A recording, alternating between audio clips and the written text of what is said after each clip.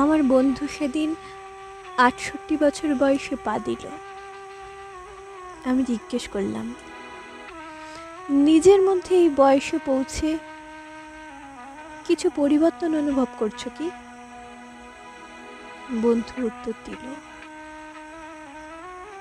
এত বছর নিজের পিতামাতা, ভাই বোন, স্বামী স্ত্রী, ছেলে মেয়ে, বন্ধু বান্ধব সবাইকে ভালোবাসা দেবার পর এবার শুধু নিজেকে ভালোবাসতে শুরু করেছি। হ্যাঁ, আমি পরিবর্তিত হচ্ছি।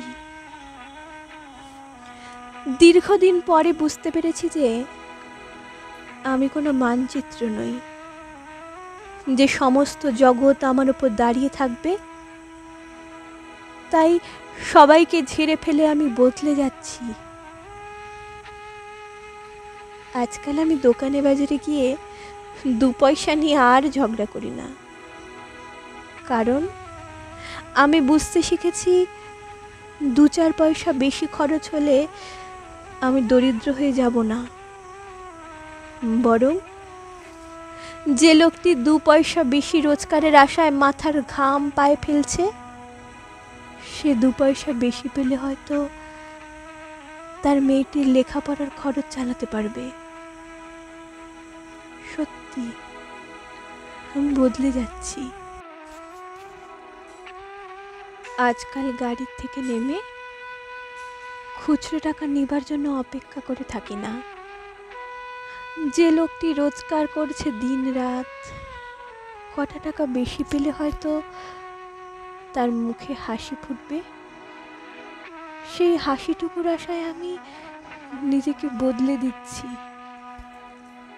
বয়স্ক লোকদের বলা একটা গল্প বারবার শুনলে বলি না থামো, ও বহুবার শুনেছি।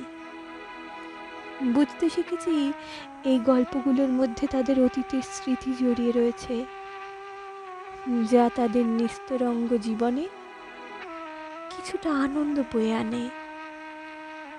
তাই আমি আর সেই আগের মতো তাদের কথা শুনে বিরক্ত হই না। লোকের ভুল ত্রুটি দেখে তাকে শুধরে দেবার জন্য আগের মতো আর প্রাণপণ লড়াই শুরু করি না,